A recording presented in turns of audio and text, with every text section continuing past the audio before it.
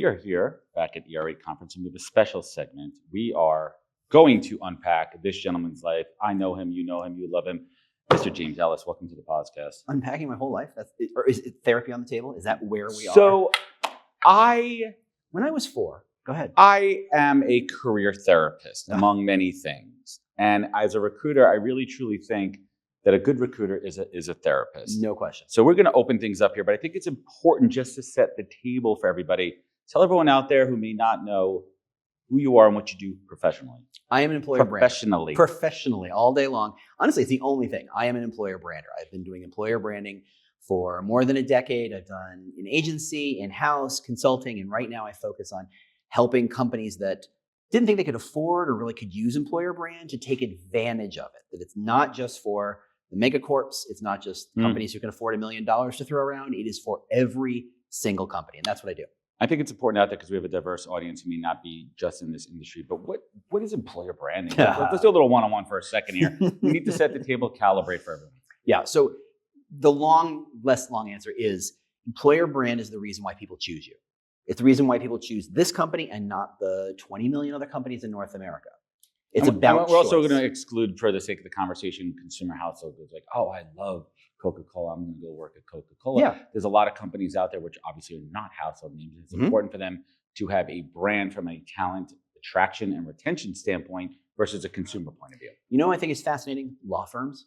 Law firms are, especially, they're getting bigger and bigger, and they have their own corporate brand names. But let's be fair, unless you get a fender bender or are involved in some sort of corporate thingamabobber, you've never heard of these companies. But they are hiring some of the most best trained, highly valued people anywhere. And those people get to make a choice. They could work anywhere. Like, there isn't a company around that doesn't need to hire a lawyer. So they can work anywhere. So why pick in-house counsel? Why pick in a partnership? These are choices.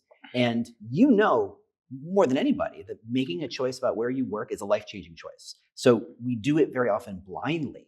The job of employer branding is to help make it crystal clear what you're getting into, why you choose this over other options, what the expectation should be, so that a candidate can make an informed choice. James, you couldn't have teed this up any better, and we did not plan this at all, but I use a great example. I'm serious about a law firm. My wife is a partner at a law firm, and she moved from a toxic work environment to an incredible new opportunity about 3 years ago. And we talk about branding in the look. What makes them different? Aside from the specialization of them, and obviously if you're being recruited or you're applying to a law firm, it's because they have a specialty there. Sure. Right? Usually general practices, but there's divisions within them. And what drew her to this company was the way they presented this firm, is the way they presented, shout out to Mordhawk, the way they presented themselves in the market, as a succession agency, as a succession firm, right? Meaning that the current guard are training and mentoring and going to be passing it down, and they want to bring people up. A lot of law firms out there, anyone who's in the legal industry, not always like that. Some of it, they're really pushing down instead of pulling up. And how do you take that? How do you take that? And how do you bring that to life from a recruitment standpoint? Well, the nice thing is if you look at law firms and you look at most of their career sites, they all look the dang same. It's very blue, and the headshots are on there. Super serious. Yeah, exactly. It's like, how do you pick a law firm? How do you compete as a law firm? Do you become more serious? Do you get more books behind you in your photos? Or you just say, screw it, and you're just in like t-shirt and jeans. Exactly. So you have to find a way to differentiate yourself. The reason, look, if aliens came down and said, I tried Coke and I tried Pepsi, and they're the exact same chemically, you and I both know they aren't the same. Right. Okay? Correct. That is the thing. That's terrible. We're creating, and we will fight about that later. We're creating differentiation. We're creating value between these two options so that someone can say, ooh, I do like Pepsi. No, I do like Coke.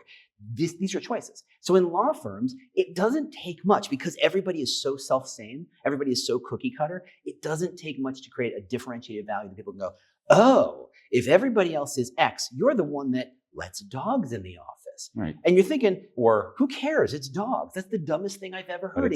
Yeah, exactly. Because when you think of lawyers, you think serious, and you think of books, and you think, important $3,000 suits. But if they're bringing a dog in, that means, well, what do we know about dog people? They're friendly, they're nice, they're open. Not always. warm. That's a big generalization. It is a broad generalization. Disagree with that. But from a branding standpoint, it's about generalization and branding. It's a signal you're sending to say, I am not here just to become more serious. I'm here to be more open. I'm here to bring in more people. I'm here to create an environment that is more open and engaging.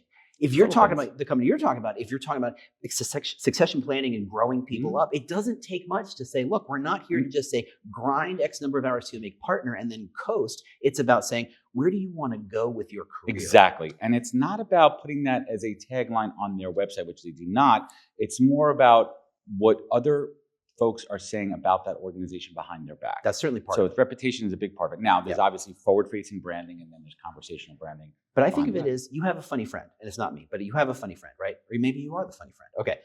He doesn't walk around saying, hi, I'm the funny friend. That would be insane. That would be insane. Everybody just kind of knows he's funny. Why? Because he is funny. Right? You're not slapping a label. You're not putting a costume on that says, there's no red nose and a waka waka waka. But that's on purpose. But he's the funny one because he is the funny one. Right. You know that Facebook has moved fast and break things, not because they stuck it on their website, but because they lived it to the point of breaking democracy. Separate conversation. I went there.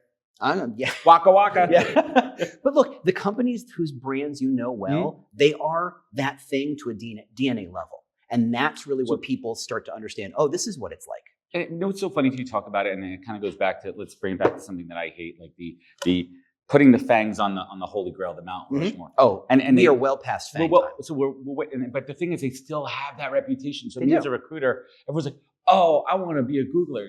First of all, they have zillions of employees. Yeah. Their process is crazy, and it's not what it used to be. And we're seeing that tide turn where a lot of these smaller, more nimble startups and companies are starting to pull that talent away. Google is a great example. Okay, let's talk about it. Google is a great example. Because as far as I can tell, they've never had an employer brand or an employer brand function. And yet, it's an anomaly, year after year after year after year, they are the most desirable place to work. Why? Well, they pay really well. 2, their vesting schedule is such that everybody walks out of there nearly a millionaire if they aren't actually a millionaire. Of course, that's not true anymore, is it? Nope. The stock is already pretty high. It's not going to go much higher.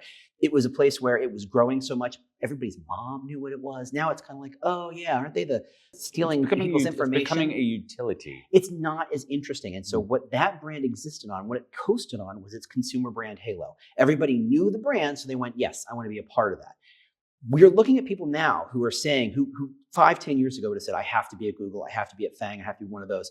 The tide has turned because those companies hired so much, and very often defensive, meaning they hired them, stuck them in a drawer and said, I'm hiring you so that Apple can't work there. Exactly. Facebook was a little notorious for that one too. Yeah, all the Fangs were good at it. So people who are good at what they do, they want to do what they do. They want to show how they're good. They want to do the work. And so you're seeing the pendulum swing the other way to this insanely big coterie of 1,000 person, 2,000 person SaaS companies, some of which you know already, some of which you've never heard of. And if you weren't in finance or weren't in, whatever, you've never heard of, but that's where the money is. That's where the fun is. And so all those people have flooded away from Fangs. And now that's where the really tough hiring is happening. So what are you seeing best practices of those companies standing out from an employer branding perspective? What are some of the things you've seen on the market? It's really easy.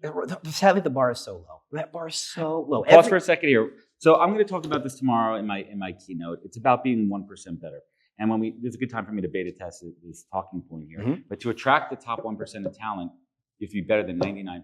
Yes. But really be 1% better because you're doing a little bit more than everyone else is not. You know the joke. You know the joke, right? There are 2 guys in the tent, and they hear a bear, and one guy starts lacing his shoes, and the other guy says, why are you lacing the shoes? You can't outrun the bear. He goes, I don't have to. I have to outrun you. That is recruiting an employer brand in a nutshell. You don't have to be the best because there's no such thing. And frankly, if there was, it would be really expensive to get there.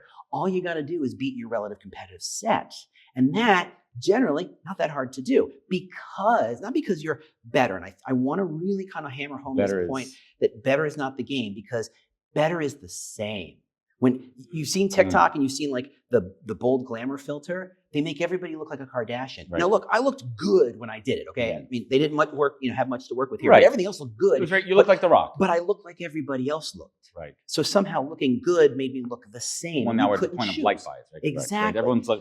So what you want to do is find a way to compete such that, and people think competing is just beating out the other guy. Competing is really about saying, how do I claim a position that no one else can claim? How do I build a monopoly inside a space? What are you going to own? What's that? Like, what do they own? What are you known for? Exactly. Like, what's your hallmark? What's your stamp? Some people are known for mission. Some people are known for work from home. Some people are known for how supportive they are. Some people are known for the amount of technology they have access to. Some people are known for autonomy. Some people are known for collaboration. Some people are known for the rewards they get. No one works for Goldman Sachs because of the mission. They work for the cash at the end. Or maybe it's a sales organization and they're known for just having the most ballers. Like, but that could be culture. But it's about the people, the management, all of those things. Those are important to you as a candidate specifically for that company. But that's the thing. Those are all spaces on the lottery board. And if you can pick one and own it, you are golden. You can win against anybody. And I mean anybody. I mean, we're talking Googles and any of these other crazy stats. If you can show how you're different from them, someone wants that difference and comes to you. So James, when you're out there talking to potential clients or two, how do you counter and roll your eyes at them at the same time when they say, I would never, sir. We're doing fine. We have a great team. We don't need to invest in employer branding. Sure. What do you say to them? Good luck. And then? It's a good luck. No, I can't convince anybody who does not thirsty that they need water. If they don't feel it. And the thing about TA and recruiting is that you can win without a brand. Google did it. It was incredibly expensive. I mean, what was their M&M budget, for God's sake? It was also money. I mean, that was the thing. They over-invested in their thing. So you can win without competing at that level, without having a strong strategy, but it's harder. And maybe people just think it's easier if I just throw money at the problem, or headcount at the problem, or technology at the problem, or just add people to death. And that's a viable strategy. It's not what I would choose, but I'm biased. But it's a viable strategy. And they can make it work. So I can't tell people there's only one way to win. What I can all considered, this may be an easier, cheaper, simpler way to win. Let's get into a little brand buzzword bingo right here.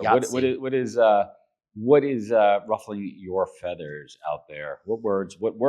And we're not going to use AI. Yep. But aside from AI, what's ruffling your feathers? The funny thing about the whole, not to say the word AI because it's not about AI. Okay. There's so much about that feels like everybody's over there and I'm way back here. Like everybody, you look at the conference we're in, you look at other conferences we've been to, we've attended, it feels like everybody's talking about this next frame, and yet 99% of all companies are like, over here. I'm so far away. There's no way I'm getting to there. And that's the truth. So to me, I think most companies would do way better, like demonstrably, obviously better, if they simply told the recruiters, you are not allowed to say, we're hiring. You're not allowed to say, join us. You're not allowed to say, great opportunity. Don't use family. Don't even think about saying the word family. Don't say the word family. There are just simply things you cannot say because they're not useful. Mm-hmm. And we said them for a long time because we didn't know what else to say. Mm. And ultimately what a brand is, it's a filter. It says, say this, don't worry about that. And so if you at least just kind of eliminate the garbage language in your conversation, in your marketing, you're forced to kind of say, well, if I can't say, join us, what can I say? And you have to start thinking, well, what's different about us or what's interesting about us? And you're starting that journey. And the journey goes on forever, but that's how you start. You simply realize that there's a better way to do this. So let's open up the hood here, James. When you start working with a new client, how do you help them discover what their unique value prop is? Yeah, so my model is designed around, it's kind of a minimal viable brand.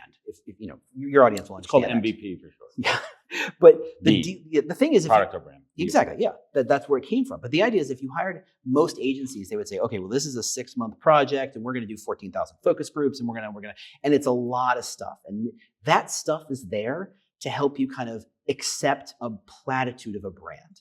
And I'm here to say, since I know that brands are about being different, not about looking good, I have a whole different playing field to work with. So all I have to do is say, show me who your competitors are, and I'm going to audit them so I can define where the blue and the red ocean is. What are the baselines? What are the expectations? What is the operating competitive set? Then I do 1 or 2 focus groups only, and I never ask, why do you like working here? Because everybody's answer is always the same. I like the people, and who cares? That's not useful. If I hear one more time, I like, and just for a fun little non-official data fact, that comment has reduced significantly since the pandemic. That is good, because honestly, it got to the point where even if you were in a foxhole, that's what you would say. Like, I like it's the people. Company line. I like the people. Most people don't like the people. Yeah, it is slowly starting to change, but generally, that's a lot of the answer you get. Right. So what I ask are things like, 1, if this company didn't exist, where would you work, and why? This company didn't exist. So I can start to uncover your motivations and your drivers. What you're looking for. The reason why you're at this, I don't know, this web SaaS company could be because it's got a cool product, but it could also be we're incredibly collaborative. But it could also be that the management is really nice. Okay, so let's unpack some of those. And then I start to ask, now, what based on all that, which kind of creates this fun kind of exclusionary set. You can't talk about that. We're not this, but we're not that. Exactly. Yeah. So tell me what's different about this company. And the conversation flows, and I just start pulling out, it's a Post-it note game, right? You do a little virtual Post-it note thing, and you start to realize there are nuggets being dropped right here. Someone saw that, and you start to see it.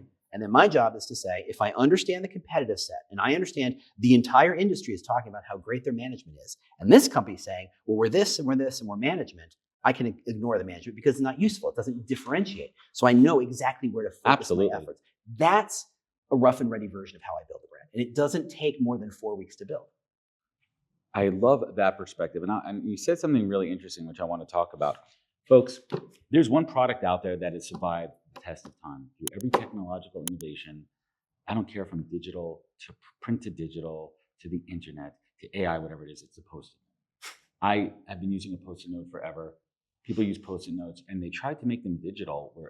I use my notes section on my phone. I've got a Miro board, which is a way I can do it virtually with a virtual whiteboard. But the actual physical Post-it note, glorious. What a brilliant product. This conversation brought to you by the good people at 3M. 3M, we are definitely looking for a new sponsor. You'd be a fantastic sponsor. Well, it's actually interesting. So my keynote that I'm doing tomorrow is about podcasting for employer branding, candidate engagement too. And it comes down to, and I'm going to showcase companies that have done it successfully. I'm going to use a case study where I used a company podcast to help make a hire. And it comes down to what we spoke about before. How could you be just a little bit better? Stand out. How could you bring the elements of the culture of your organization to life and communicate it to candidates? And how could you communicate that to current employees for retention? I'm going to add one more piece to Please. that. In a lot of ways, recruiters live a non-credible world. Like everybody calls them used car salespeople. It's unfair, but also I see where it comes from. Right. It's not fair. But if they had more credibility, they would win. If they said, we're a really innovative place, and they explain why and what that means, are they more innovative than a Google or a SaaS? No, but they're more credible about what they're saying. And just being more credible in that space gets more people in the door. It gets people talking. You're not a used car salesperson. You are talking about this thing. And credibility happens because when the recruiter says we're innovative, what does the candidate do right after that? They Google you. Exactly. They go to your career site. Well, you better show that. It better show up on the Glassdoor. It better show up on your job ads. It better show up on your LinkedIn. It better show up everywhere. And when you do that, you've not just proven the point, you've made the recruiter more credible, which makes them more effective. And in the end, when you make your recruiters more effective, if you arm them properly, they get a lot more done. I love it. James, leave us with some sunshine and rainbows. What's exciting you in this space here? What are some of the great things you're seeing out there? Look, we're 30 years into employer brand, and we are still discovering, we're still uncovering, we're still unpacking. This idea of differentiated value is really new, and I think it's going to radically change how every company thinks about its brand, what they bring to the table, what they talk to candidates. And I think, look, my platonic ideal is that no one's competing for talent because everybody knows what their dream job is. There's a lid for every pot. So if you know what you are as a lid and that company knows who they are as a pot and you can match it up, it's so much better because no one actually likes the current model of hiring. Not the recruiters, not the leaders, not the hiring managers, and certainly not the candidates. So let's go around that and say, let's get away from this lying and fighting and kabuki theater of my entire professional career on 2 pages, and I don't really tell the truth. Right. And you're accusing me of lying, but no. Let's get back to the human. Let's get back to the human Let's side of it. Get into relationship driven. Exactly, creating matches to benefit both sides. There you go, folks. And I know who I am the lid, and I know who the pot is in our relationship over here. But I want to thank James Ellis for joining us here. Where can folks find you? Where could they connect? Where could they learn more? Obviously, I'm on LinkedIn. But if you want to know more about but if you want to learn more about employer brand, I have employerbrand.ing, employerbrand.ing. All my resources are there. Almost all of them are free. I want everybody to get excited about employer brand. I want everybody to start seeing the power of employer brand. And that's where I would have them start. Otherwise, you can go to Employer Brand Labs, which is my company. And we're going to do a little teaser here. We're going to stop this podcast, but we're going to keep rolling because we're going to have a bonus question. And the bonus question is about employer branding on LinkedIn. So, James, I want to thank you for joining us. Thrilled. If you're listening to this podcast, head over right now to my most recent LinkedIn post where we're going to answer this question right here. James, boom. What are you seeing companies, the best companies, let's pause, we can edit this. James, what are you seeing the best companies do from an employer branding standpoint on LinkedIn? They're focused on a core message that matters to their audience. They're not looking for 17,000 cool Canva templates.